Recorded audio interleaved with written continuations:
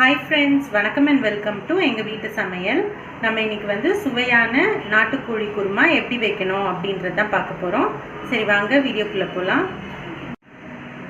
நம்ம இன்றைக்கி ரெஸ்டாரண்ட் ஸ்டைலில் ஒரு நாட்டுக்கோழி வச்சு ஒரு குருமா தான் செய்ய போகிறோம்.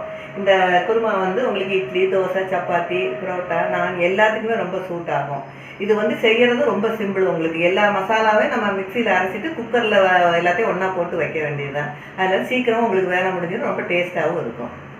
ஒரு குக்கரில் தேவையான அளவு நல்லெண்ணெய் விட்டுக்கோங்க. எண்ணெய் காஞ்சதும் பட்டை, சோம்பு, ஏலக்காய், கிராம்பு வச்சு தாளிச்சுக்கோங்க. அடுத்து 3 பெரிய வெங்காயம் போட்டுக்கோங்க. இப்போ நம்ம வந்து 1 கிலோ போல் நாட்டுக்கோழி யூஸ் பண்ணுறோம். அதுக்கு 3 பெரிய வெங்காயம் சேர்த்து வதக்கிக்கோங்க. வெங்காயம் வதங்குறதுக்கு தேவையான அளவு உப்பு சேர்த்துக்கோங்க. இது வந்து நல்லா வதங்கணும். வெங்காயம் வதங்குறதுக்குள்ளே நம்ம அரைக்க வேண்டிய ஜாமான்லாம் அரைச்சிக்கலாம். இப்போ வந்து நம்ம 1 டேபிள் ஸ்பூன் போல் கசகசாவையும் ஒரு 15 முந்திரி பருப்பையும் வெதுவெதுப்பான தண்ணியில் போட்டு வச்சுருக்கோம். அதோட அரை மூடி தேங்காயும் மிக்சியில் எடுத்து வச்சுருக்கோம். இது ரெண்டுத்தையும் நம்ம வந்து அரைச்சிக்கலாம். ஸோ தேங்காய், முந்திரி பருப்பு, கசகசா எல்லாத்தையும் சேர்த்து ஒன்றா நைஸாக அரைச்சிக்குவோம். அப்புறம் இதையும் நீங்கள் வந்து தனியாக அரைச்சிக்கலாம். இதில் வந்து நம்ம கொஞ்சோண்டு சோம்பு, ஒரு 3 கிராம்பு, 3 ஏலக்காய், கொஞ்சோண்டு பட்டை, ஒரு 4 பச்சை மிளகாய், 2 ஸ்பூன் இஞ்சி பூண்டு பேஸ்ட் வச்சுருக்கோம். நீங்கள் வந்து இஞ்சி பூண்டை செப்பரேட்டாக போட்டும் நீங்கள் வந்து அரைச்சிக்கலாம். இப்போ வந்து நம்ம ரெண்டுத்தையும் அரைச்சி எடுத்து வச்சிட்டோம். இப்போ பார்த்திங்கன்னா வெங்காயம் ஓரளவு வதங்கிடுச்சு. இப்போ வந்து ஒரு 2 பச்சை மிளகாய் சேர்த்துக்கோங்க. வெங்காயம் நல்லா வதங்கிடுச்சு. இப்போ நம்ம வந்து மஞ்சத்தூள் ஆட் பண்ணிக்கலாம். அப்புறம் நம்ம அரைச்சோம் இல்லையா பச்சை மிளகாய், அதெல்லாம் அந்த கலவை சேர்த்துக்கலாம். வந்து பச்சை வாசனை போகணும்.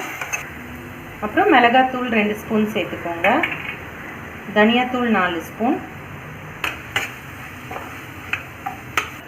இது வந்து அந்த பச்சை வாசனை போகிற வரைக்கும் வதக்கிக்கோங்க. இப்போ 2 நாட்டு தக்காளி சேர்த்துக்கோங்க.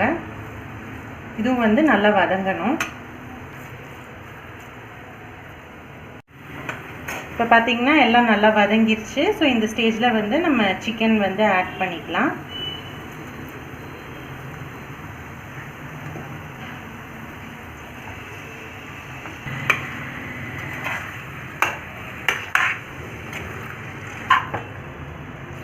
இப்போ உப்பு செக் பண்ணிவிட்டு தேவைன்னா இன்னும் கொஞ்சம் போட்டுக்கோங்க.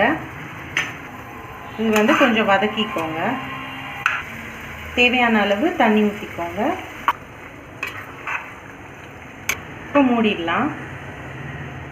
இது வந்து நாட்டுக்கோழி அப்படின்றனால உங்களுக்கு 15லேருந்து 20 மினிட்ஸ் ஆகும் வேகிறதுக்கு. ஸோ நம்ம வெந்தோடனே பார்ப்போம்.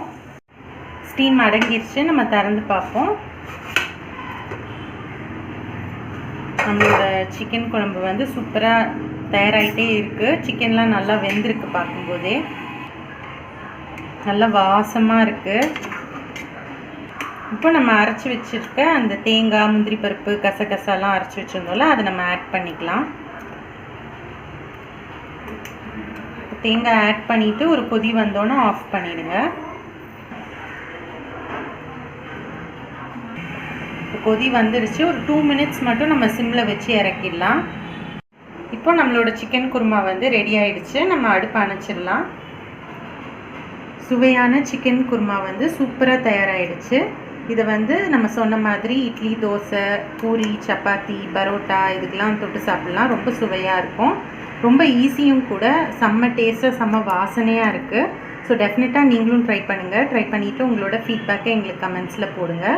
இந்த வீடியோ உங்களுக்கு பிடிச்சிருந்ததுன்னா லைக் பண்ணுங்கள், ஷேர் பண்ணுங்கள், சப்ஸ்கிரைப் பண்ணுங்கள். மறக்காமல் பெல் பட்டனையும் டேப் பண்ணுங்கள். அப்போ தான் எங்களோட ரெகுலர் அப்டேட்ஸ் உங்களுக்கு வந்து சேரும். தேங்க்யூ.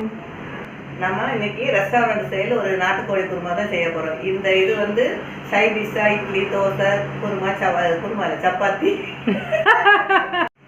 நம்ம இன்றைக்கி ரெஸ்டாரண்ட் ஸ்டைலில் ஒரு நாட்டுக்கோழி குருமா தான் இன்றைக்கி செய்ய போகிறோம். இது வந்து உங்களுக்கு இட்லி, தோசை, சப்பாத்தி, புரோட்டா எல்லாத்துக்குமே சூட்டாதான ஒரு சைட் டிஷ்ஷு. ரொம்ப டேஸ்ட்டாக இருக்கும். வேண்டாம் மறந்து வச்சு